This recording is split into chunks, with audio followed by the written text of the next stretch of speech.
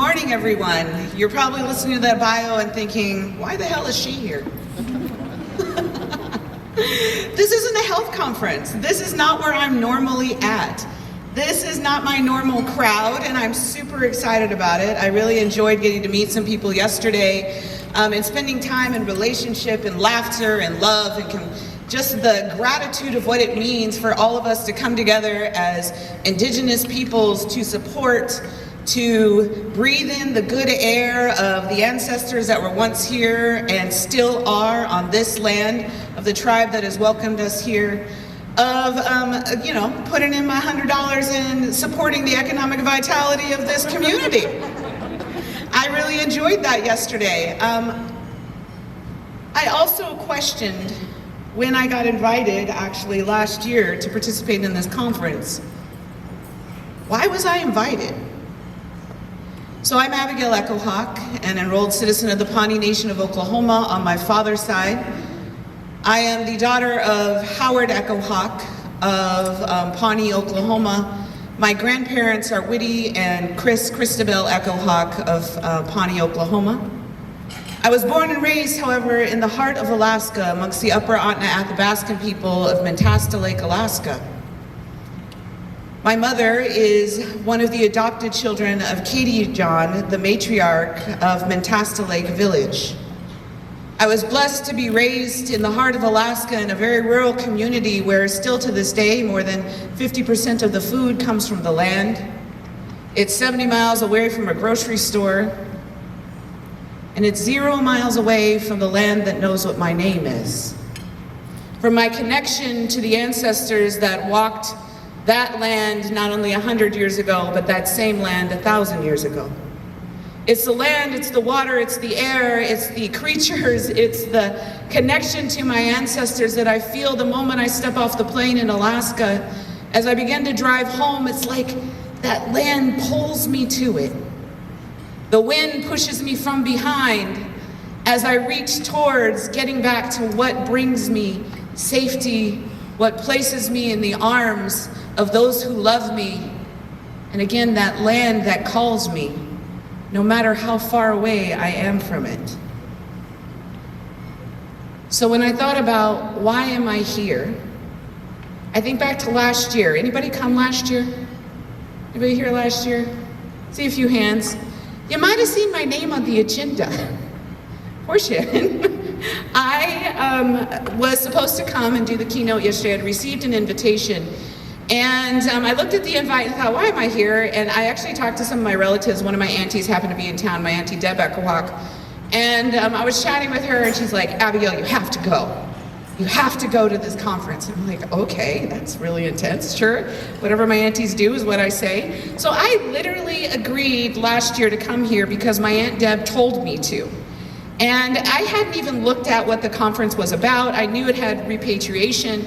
And as a member of the Echo-Hawk family and of the John family in Alaska, repatriation and the connection to our ancestors still where they belong, and those who have been removed and taken from where they belong, is something that has been on the tip of my tongue, on my ears, listening to my relatives talk about this, and it had always been part of who I am, but I never thought, well, I'm gonna go to the repatriation conference. I don't know why, because y'all are very cool. Clearly I'm coming back next year. But I actually was supposed to be getting on the plane. It was 2 days before I was supposed to get on the plane last year, and I got COVID. And kind of in the back of my mind, I was like, first of all, this really sucks. Nobody wants COVID. And I was like, whew, I got COVID.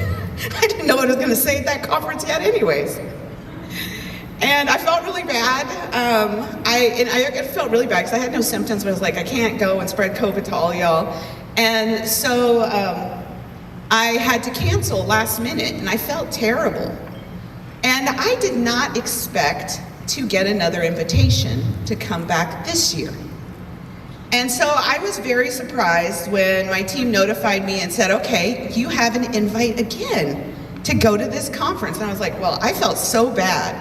I I've organized conferences before, and when your keynote speaker does not show up, it's a little panic-inducing. So I just want to apologize right now for not coming last year and getting COVID. I don't apologize for not spreading it to all you guys, because I like you healthy. So please make those good choices. And I know that there was some shifting last year, but I heard that there were some really great trainings that went on, but I was like, you know what, I bailed on them last year. I cannot do that this year.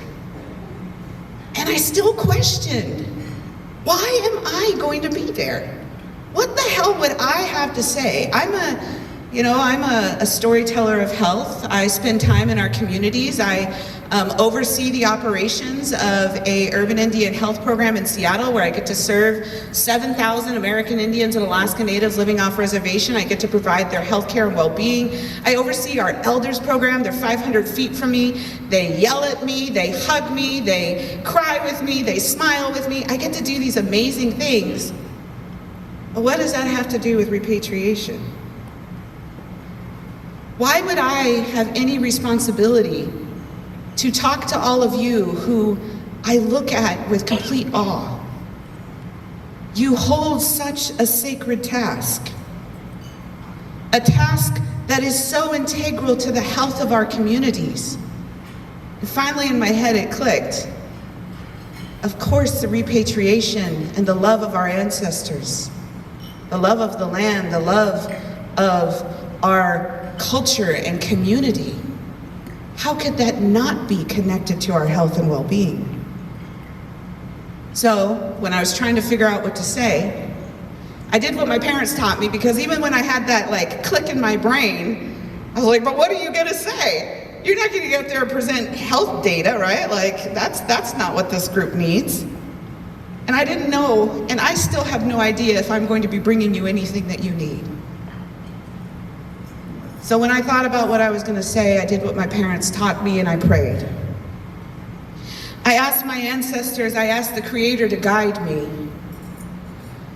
And in that night of praying, I also asked my family to pray with me.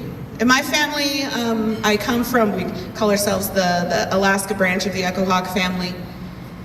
When I ask those elders and community members and spiritual people to pray with me, I know that they do. And that night, when I had everybody praying about what was I going to say to all of you, I had a dream. So I am a person that dreams. My mother had always taught me that you pay attention to the dreams that come to you. That when you have these dreams, you need to recognize in those times, are these the words of the Creator? Is this your ancestors coming to tell you? And in that dream, I knew I was supposed to listen. But what was strange about it is it wasn't a new dream, and in fact, it was an old memory. It was the memory of one of my sons. The son that when he steps off the plane in Alaska from Seattle, the very first thing he does is put his feet in this water you see, our fish creek where our salmon swim. Where during that salmon run, it's so thick, you can reach in with your hands and grasp one out and hold it up. The salmon that feeds our mind, body, spirit. The salmon that holds our memories in the same way that my grandparents did. This was the story that of my son, who I always say is the one that saved me, the one that settled me down, the one who reminded me of all the teachings of my ancestors when I became pregnant with him as a teenager. At that time, experiencing and had experienced a lot of trauma. But I all of a sudden knew my responsibility because of him. I was pregnant with him for 42 weeks. If you're counting that out, that's 10 months. You should feel very sorry for me. It's a very long time. But we often talk about, as people who birth, that we protect our children. But I realized with my son that he actually protected me. He stayed with me longer because I needed his healing. That's the kind of child he is. I always tell him that he saved my life. He reminded me of the cultural teachings that I learned from my grandparents, my mother, and others as I sat in the sweat, as I sat in the steam with them, and they told me how and what it meant to be a good parent. When they told me the stories of the ancestors who were good parents before me, the dream that I had was the story of my son. One, because of the job that I have and the responsibility to the relatives and the people that I serve, that I travel a lot. Y'all are traveling right now. I know that you have left your families, your tribes, your communities, your land, and I'm so grateful for the sacrifice you make in doing that. One time I came home after being gone for almost a week, and I missed my son. My little Miguel Echo-Hawk Lopez. I mean, this kid's adorable, right? He's so cute. He's chewing on a branch that I was actually taught as a kid to go and you take that branch and you strip the bark off, and if you chew it, you can get rid of a little bit of a headache. It's our traditional medicines, and the moment he gets off the plane, it's one of the first things he do. He's like, where's my tree at? This child who is connected to the land and the people in so many ways that I kind of feel like my colonized mind could never get to. That sometimes the trauma that I had lived, experienced, breathed, worked in, didn't always allow me to be. And here I had this child who not only healed me, but I was watching him live a life that our ancestors had always dreamed of. So that night when I came home after being gone for a week and I wrapped him in my arms and I'm holding him on my lap, I actually made him, at this point he's like 5'5", he's way bigger than me. I made him let me hold him like a baby. It's very cute. I'm holding him and we're teasing each other. And our joke is like, I love you more. And I'd be like, Miguel, I love you more than food. Miguel, I love you more than water. Miguel, I loved you since I even knew there was a Miguel. Miguel, I loved you, and I love you to the moon and back. So we would joke back and forth, and this is what happened in my dream, this next part of the story. This was the dream I had when I was wondering, why am I here? My son, he looked up with me with these big brown eyes and a smile on his face that creased the dimple on the side of his cheek. And he said, Mom, I have loved you since I was a star in the sky.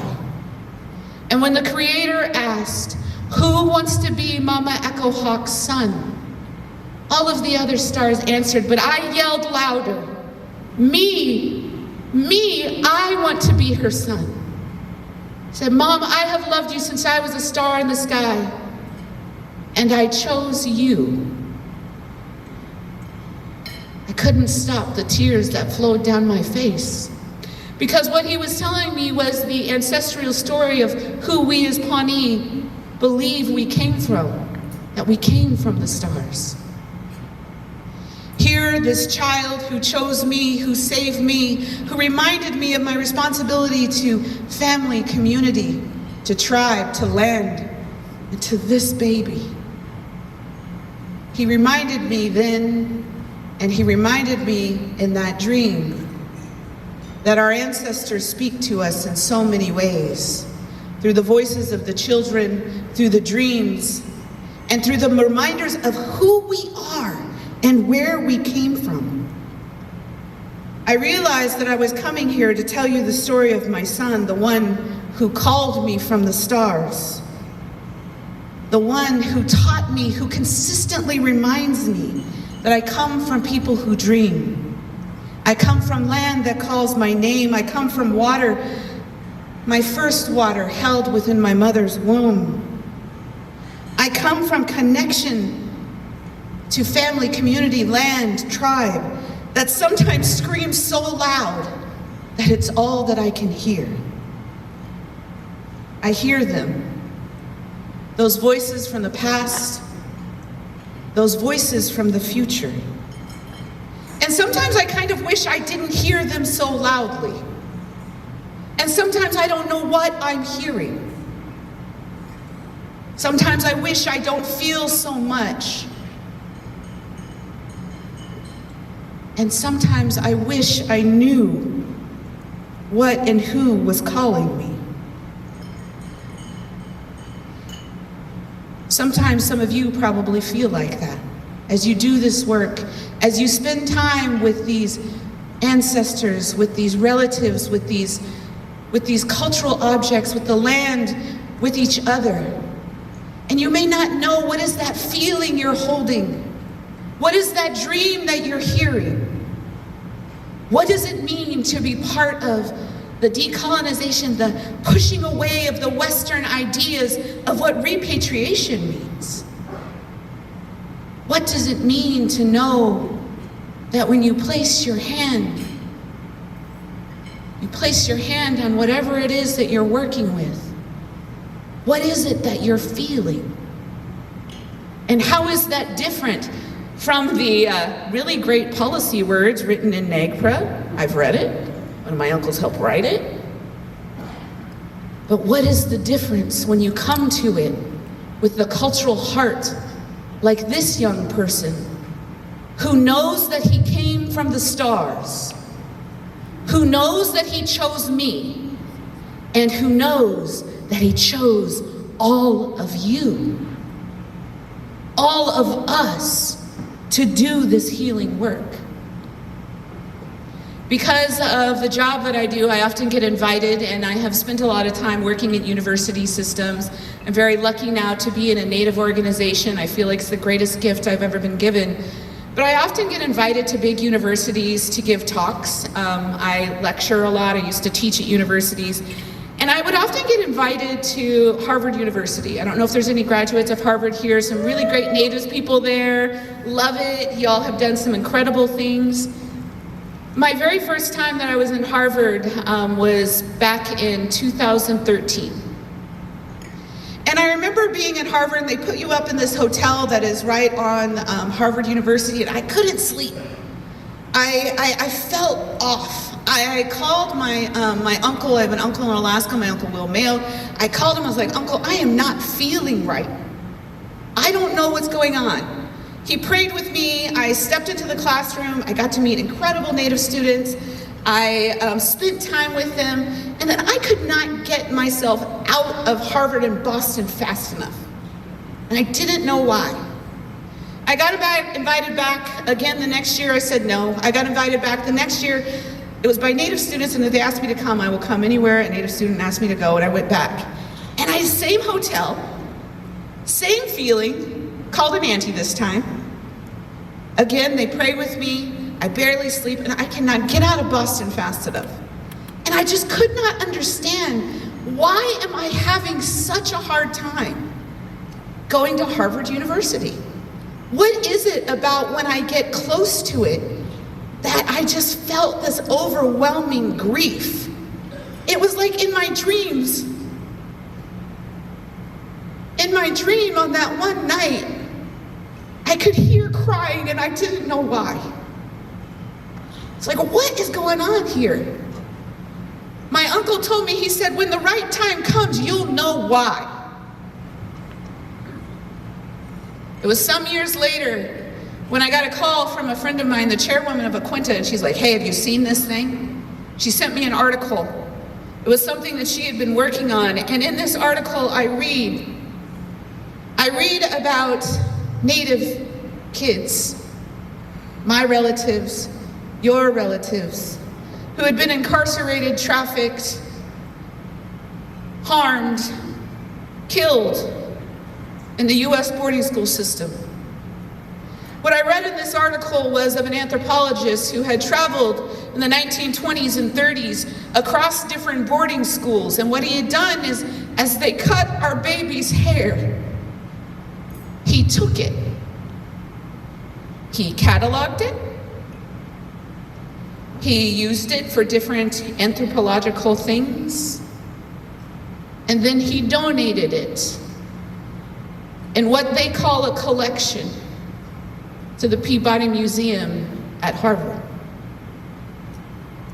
And as I'm reading this article, she's like, you gotta look at this one. She was actually before the website popped up that had a list of exactly what tribal affiliations were there in this atrocity that I refuse to call a collection.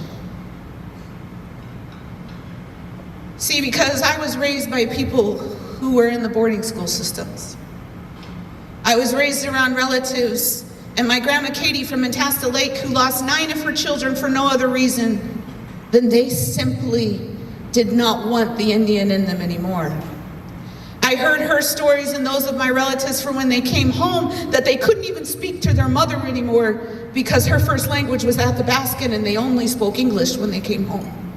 I heard the stories of my Uncle Fred John where he didn't know how to go out and gather the small birds. That's part of who we are, is to gather these birds. It's part of how we eat. He didn't know how to care for his elders anymore. And I heard about the ones who never came back. So when I got this list, because I also discovered some of this hair, and I have done a lot of work in DNA and genetics and genomics and protecting of Native people of the misuse of that. So I wanted to see, like, what is happening with this hair? So somebody sent me a list of all of the tribal affiliations, and there's a little less than 30. And as I scrolled through the list, first scroll, Indians of the Copper River Valley.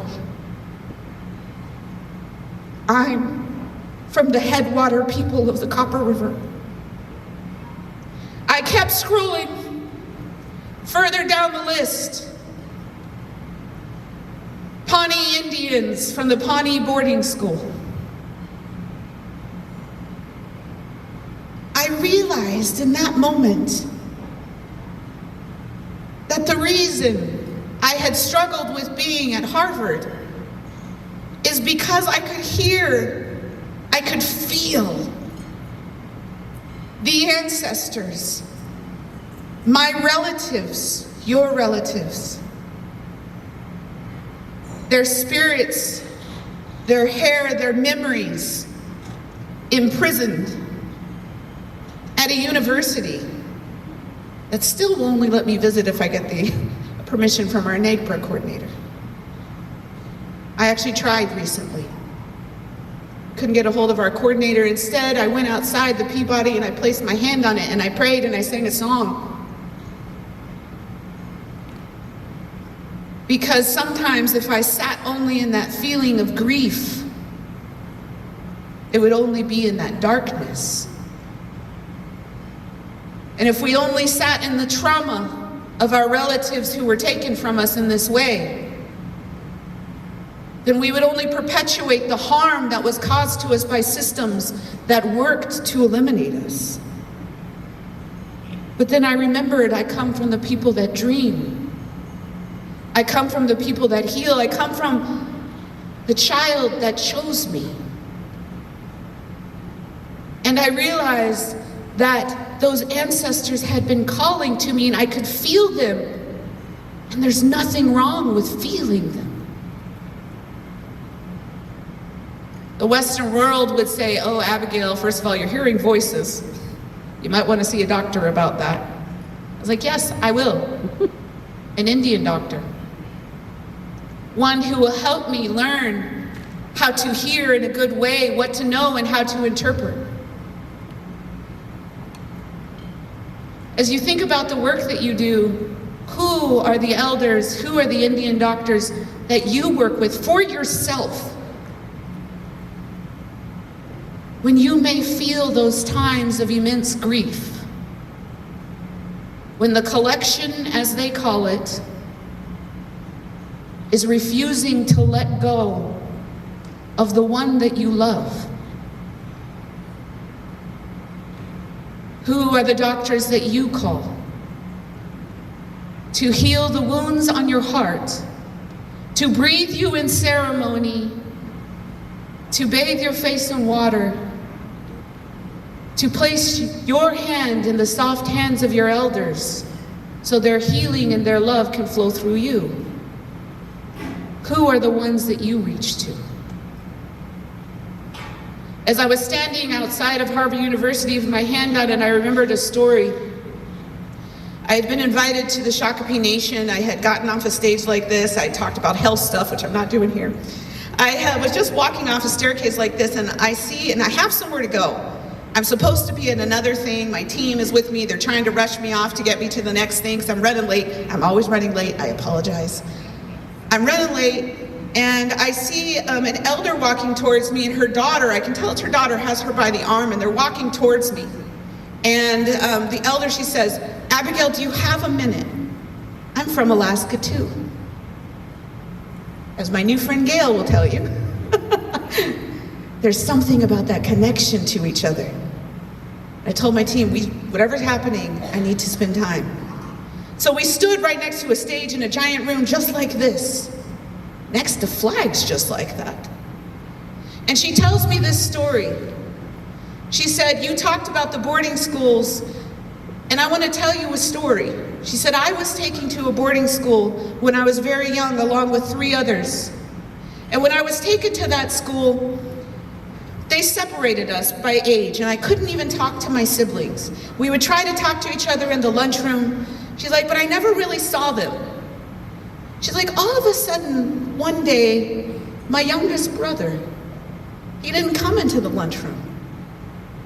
She said, and then that next day, he didn't come into the lunchroom. And then that next week, he didn't come into the lunchroom. And no matter how many times they asked, he never came back to the lunchroom. So 6 years later, when they go back and they're returned to their mother, she asks them, where's your brother? And they tell her the last memory they have of him was him never coming back to that lunchroom. She said all of us for our entire lives was like, what happened to him? Where is he? And their mother died without ever knowing what happened to her son, who never came back to that lunchroom. So her and her daughter, she moved from Alaska.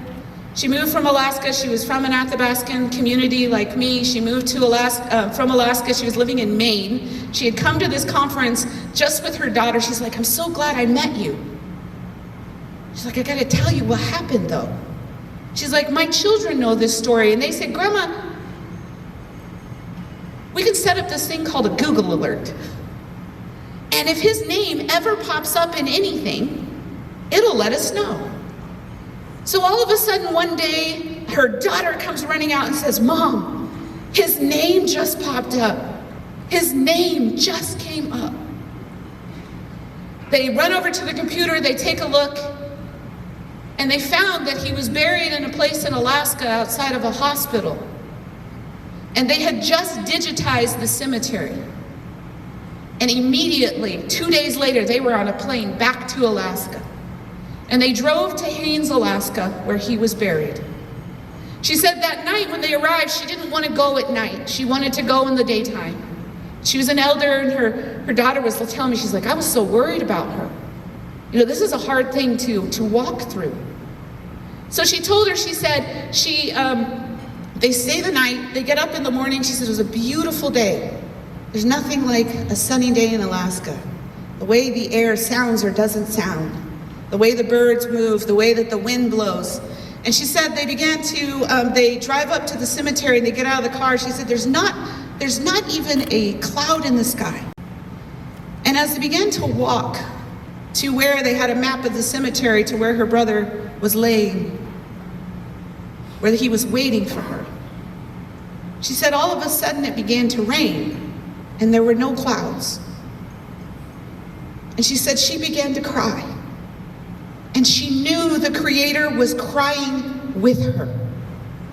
And they walked to that graveyard, and at the edge of that graveyard was birch trees, but not just birch trees. We have those in Alaska. This was 5 birch trees that had wound their trunks together. And she said the branches were so big. The branches were heavy with beautiful green leaves, and they were so heavy that they dragged on what she realized was the place that her brother's bones rested. And she said she cried again, because up until that moment she had thought her brother was alone. But see, there were 5 of the siblings who returned without him. 5 like the 5 birch trees whose branches or hands reached out in prayer and in healing and holding of the brother that was waiting for her return. And she said in that moment, the tears that she had been crying of grief, with the no cloud in the sky, turned from tears of grief into tears of joy and healing, and knowing that her brother was never alone. Standing at Harvard with my hand on the Peabody Museum, remembering that the hair of my ancestors, those that rest, those that wait, those that were held by the land, they're also held by you. That too often, you are the ones who are with them first. And for many of us, the tears of grief because of you can turn into those tears of joy. And the tears of joy have to turn into the tears that fight for justice. When they discovered the bodies in Kamloops in BC, I sat down at the end of my bed while I wept, thinking about those babies, of those bones left behind in that mass grave, and I wrote this poem. Shannon said I could share poetry with y'all. Let's do it. When they buried the children, what they didn't know was they were lovingly embraced by the land, held and cradled in a mother's heart. The trees wept with them. With the wind, they sang the morning songs their mothers didn't know to sing, bending branches to touch the earth around them. The Creator cried for them, the tears falling like rain. Mother Earth held them until they could be found. Now our voices, your voices, sing morning songs with the trees, the wind, light sacred fire. Ensure they are never forgotten. As our voices, together, we sing justice. Justice. Justice is the song that we sing. This is my Uncle Fred John, who attended one of those schools like where this anthropologist took the hair from. This is my Uncle Fred John, who taught me how to peel that bark so I could teach my son. This is my Uncle Fred John, who taught me what it means to listen to dreams and what it means to not only live in the trauma, but to step forward into the healing. But I told you I was here to tell you the story of my son.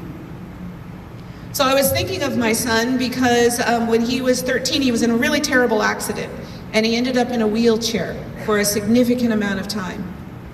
And he and he was really struggling. He couldn't go to school. I knew he was struggling with his mental health. And I took him down to the water because that's what I was taught. Took him to the water. And we were having a conversation together, trying to be open with each other about how he was feeling because I wanted to support him. And he's like, Mom, he's like, I don't want to hurt myself. But sometimes I have these dreams that I hurt myself. I was like, son, you're living in a hard time, and yes, those spirits, as I was taught, those things will come. I was like, but it's when we pray together. It's when we remember who we are. It's when you tell me. So we can contact my Uncle Will Mayo, where we can contact your grandparents, where we can pray together, where we can come together, we can have conversations about how to deal with things that are hard. When we can come together as a community and support each other. So I'm sitting there and I'm talking to him, and I'm talking to this incredible kid, and all of a sudden, I'm in Seattle, we're near the water, all of a sudden in a place I've never seen an eagle at, an eagle comes down, flies maybe 20 feet above us, and just circles us. And we stop talking. Because I had taught my son that when an eagle comes like that, it is a messenger, and we sit and we listen. And he looked at me and he said, Mom, is that Grandma Katie? I said, son, it is. I feel her too. When we move into the place of knowing that our connection to land, people, healing, our relatives who need to be restored to the land that knows their name. The healing of our children allows them to see things that I could never see. My son sees more than I ever could, because of the healing of all of you, because of the work of all of you. We open up the place in that spirit world that says, my son knows that that eagle in his grandpa, that his grandmas are with him, and that he never has to feel alone. And those thoughts of suicidality can be pushed away, never to be had again, because he knows his ancestors are with him. And we have to remember that our ancestors heal us now as we work to heal the future and to heal back to the past. The land, it awaits and it protects us. It tells us who we are, where we're going, and who we need to be. And any work in the restoration of our elders, of our community, of our sacred objects back to that land can only be centered in that. And the reclamation of culture, of community, of children like mine, of children like yours, who should never doubt that their ancestors are always with them. That their smiling faces and BIA cabins built to imprison that instead are filled with wood that soaked up joy, that held story and the love of their ancestors and of their community, and of grandmas like this one, my grandma Katie John from Antasta Village. When I would come home and I would go see her, the very first thing she would do is she would grab us by our faces, pull us to her, and she would say to me, I am your grandma, I am your grandma, I am your grandma, I am your grandma. And she would say it over and over and over and over and over again. Because in our old cultural traditional ways, is she would claim us every single time I saw her. And I would wait for it. I would wait for the feeling of her hands on my face. I would wait to see the creases in her laugh as she reminded me of who I am. And when she walked on to that next place, I still feel her. And my son feels her. And their sons will feel her. Because the work that all of you do is sometimes it feels like the fight is so long and it is so hard. But our ancestors are always with us. Always with us. You are not alone even when your fight feels like it. The stars in the sky, they sing your name. Your ancestors, past, present, and future, love you. And they are so grateful for the work that you do for your community. So when it feels hard, when it feels like you're standing outside of a museum with your hand on cold bricks that separate you from the ancestors and the objects that have land that are calling them home, know that your ancestors are with you. That they sing even louder through the wind, through the prayers, through all of who we are. I'm blessed to do a lot of work in missing and murdered Indigenous women and girls, and I recognize that if not a crisis of 10 years, 20 years, but one of more than 500 years. And much of the work you all do is related to that in many different ways. I was blessed to co-author a report in 2018 that was related to data on missing and murdered Indigenous women and girls, and I was invited by USET to come and share with them. They hosted it at the US Capitol, and I was there and I shared with them all of the data, the information. We were talking policy, what are we gonna do, how are we gonna push this? And so I step off the stage, talk with a lot of people, and out of nowhere comes this very small woman. She literally came out of nowhere. I was like, where is she coming from? And she comes up to me, she said, Abigail, I need to talk to you. And she did what my grandma did, and she pulled me by my face. And she pulled us together, and it was like, her hair was like mine, and as our faces were pressed together and we shared breath with one another, it was like our hair fell together and created like this sacred space that nobody in the big crowd of really cool Indians around us could even interrupt. And she told me, Abigail, I buried every single one of my sisters covered in bruises, all 4. I buried them all. And I buried them with the knowledge and the stories that so many of our ancestors were buried in this exact same way. And she said, as you were up there and you were talking, I just wanted to remind you, don't sit in the grief. Sit in the healing. Know that every single one of them calls you by your name the way that you are calling them home. Know your ancestors are always with you, and you are never alone. And it was like our hair was holding this memory as these words were circulating amongst it. And I could see the tears creasing her face. And she said, you're never alone. Never feel like you're alone. And you have to remember that. And then she let my face go, and she disappeared into the crowd. I never even knew what her name was. But I will never forget her story, because it is one like the picture you see on the screen, one of fierceness, one of dedication, one that recognizes we are never alone, nor sometimes our ancestors who have been separated from us. Like that hair, I can feel the moment the plan lands in Boston. I feel it. But they have never been alone because of the prayers of the ancestors past, the ancestors present, and the ancestors future, like my son, like your sons, your daughters, your children.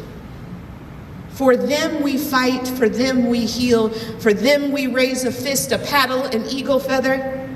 We come in Nikes, high heels, we come in leather vests, we come in moccasins, we come in ribbon skirts, and we come fiercely. Breathing only healing, pushing aside trauma, and concentrating on the love of our people. I wrote this other poem when I was feeling that it was going to be too hard. How do we keep going? My blood remembers matriarchs with fiery strength and gentle words flowing like spruce sap, down black bark covering our bones in 3 words. I remember you, I remember you, I remember you. Call me by that name, the land I was stolen from. Words brushing over shoulders, streaming down my body like sticky maple syrup. Cascading over chest, streaking over stomach, wrapping around legs, pooling around bare feet, my feet connected to my earth, the place that knows my name, the names of my ancestors. Every day, she calls us home.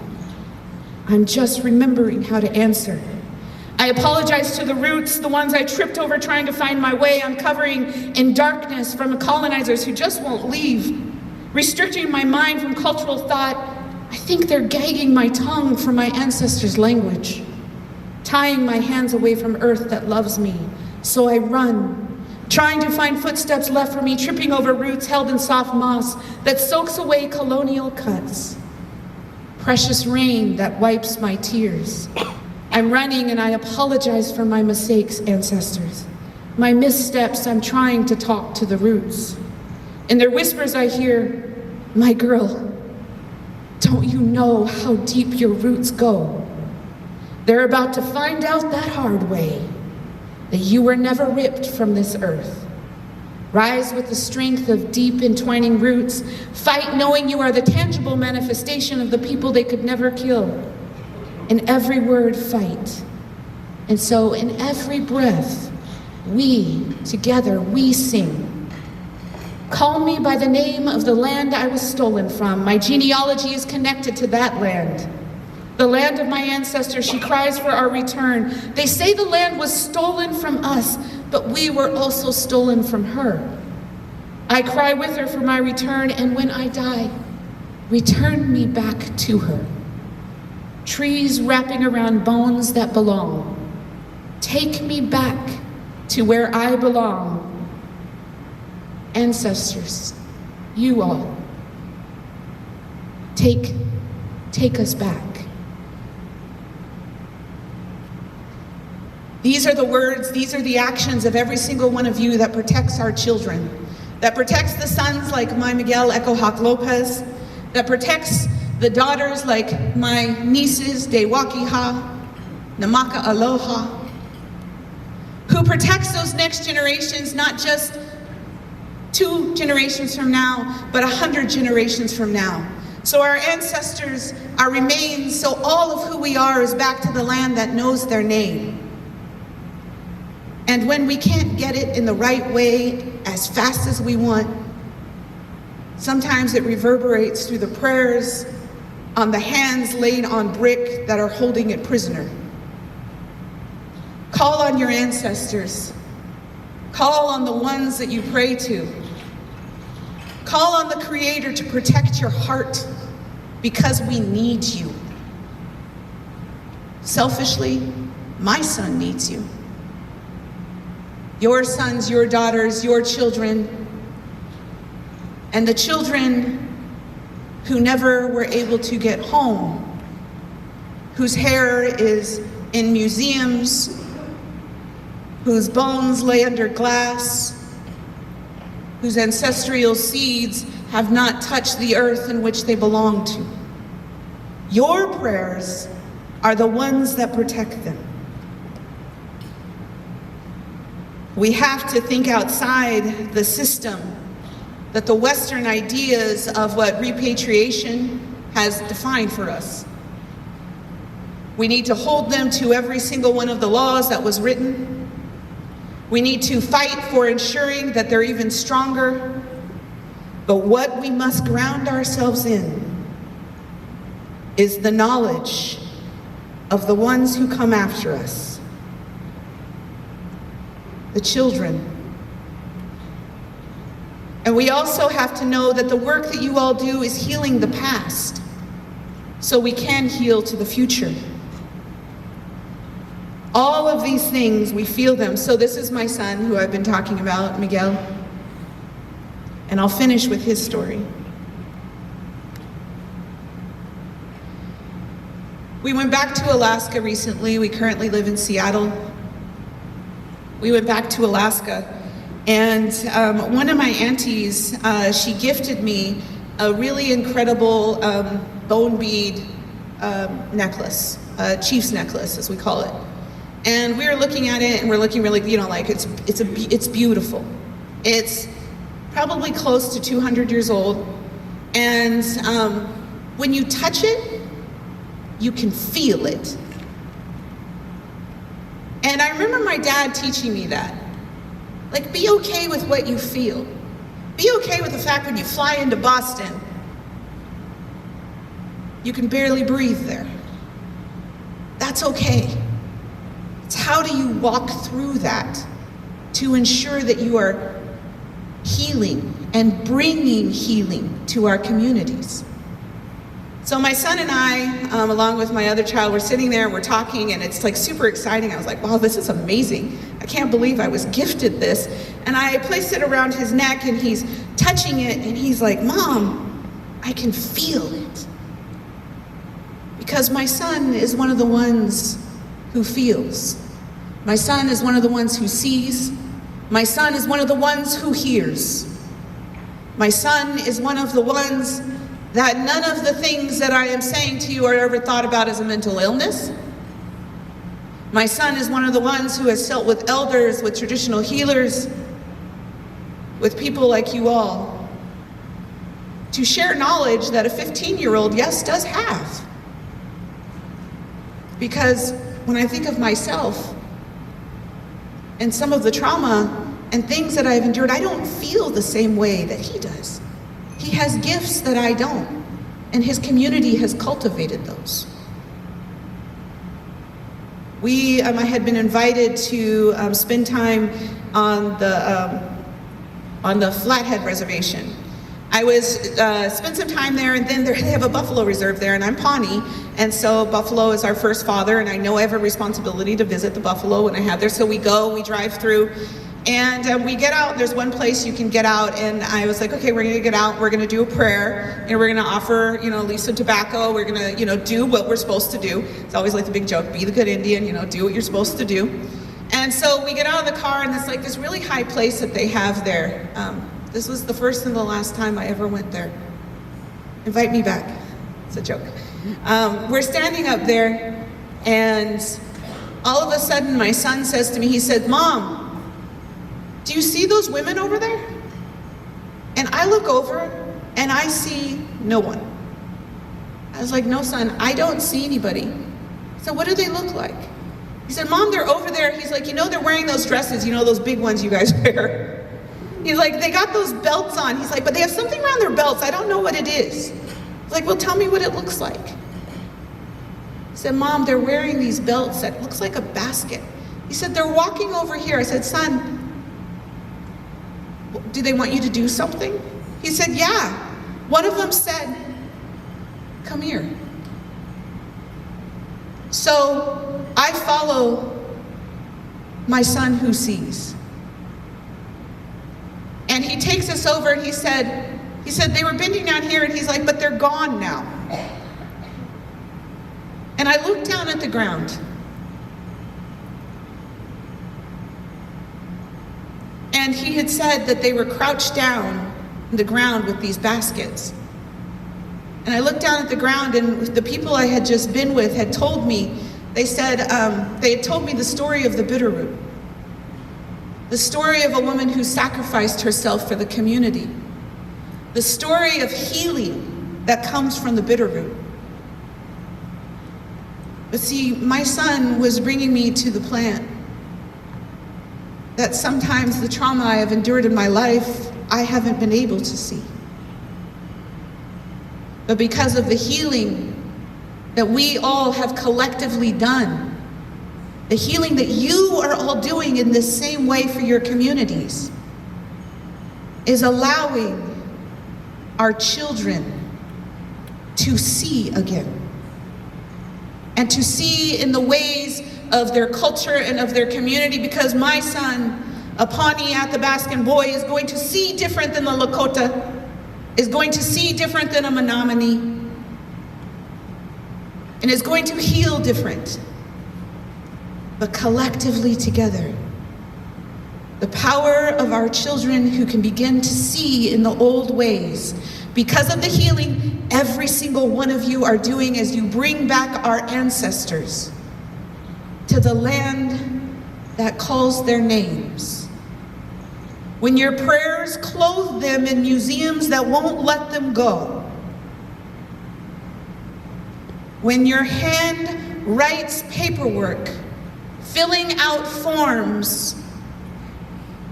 It is the healing of sons like my Abigail Echo-Hawk. It is the healing of daughters, it is the healing of children, and it reverberates through the air in ways carried and circulated by the wind, but deposited back into the earth that knows healing is happening. It is for children, present, past, and always into the future. It is for my son, your sons, your daughters, your children. It is for those who never came home.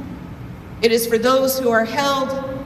And it is for the healing that you all bring that has to be centered in who we are as cultural people. So, when my little niece, Tirangamo Awawai, who's Maori on her father's side, Pawnee and Athabascan on her mother's, and I'm gonna close with this. When this wild child, as I'll call her, because man, this girl, she will dig a hole in the front of your house. She will go pick all the leaves off your beautiful trees and weave them together into something.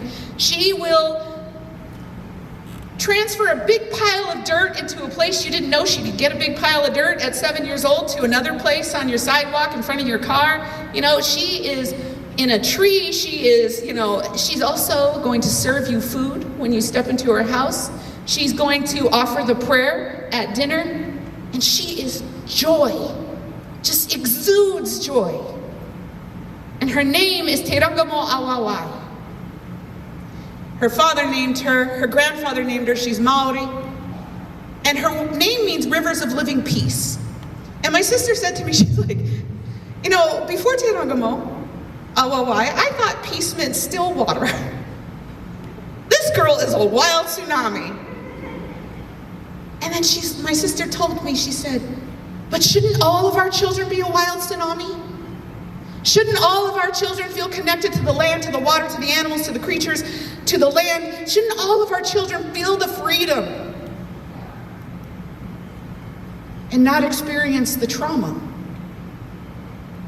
Shouldn't all of our children have the freedom of a Te Ranga mo Awawai, so when I see this child walk through life, when I see my son, who can hear, who can see things I don't, but who gifts it to me for the healing like honey that pours over his mama's heart, for the healing that flows over every single one of you because you are not alone. You are the healers of our community and the prayers of all of us. The honey that drips over my heart because of my son should drip over yours because his prayers are prayers for you.